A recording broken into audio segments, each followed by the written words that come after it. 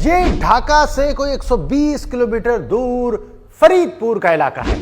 यहाँ किसी स्कूल की सालाना तकरीब में बांग्लादेशी गुलकार जेम्स का कॉन्सर्ट रखा गया है, मगर यहाँ कुछ लोग आए, एहतजाज किया, नारे लगाए और कुछ पत्थर भी मारे, तो इंतजामिया ने अवामी ख्वाहिशात का एहतराम करते हुए कॉन्सर्ट कैंसिल कर दिया।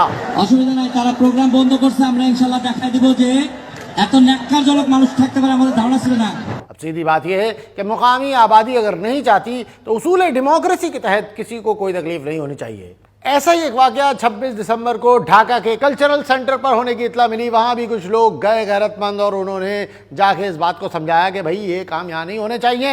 मगर आप देखें कि इस मामले पर तकलीफ किसको हुई।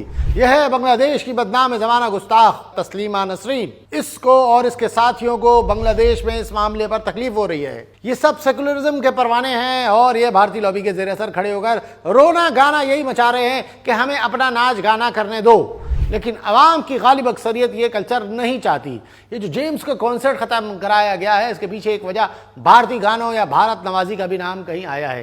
लेकिन असल बात यह है कि संजीदा मुखलिस कलमा गो जानते हैं ये नाच गाने और मौसीकी का कल्चर इस्लाम से मुताबिकत नहीं रखता। वो जानते हैं कि अल्लाह का बराह रास्त हुक्म है कि नेकी का हुक्म दो और बदी से रोको। यही वजह है कि हम बार बार इस्लामी निज़ाम ज़िंदगी का शऊर बेदार करने की कोशिश कर रहे हैं।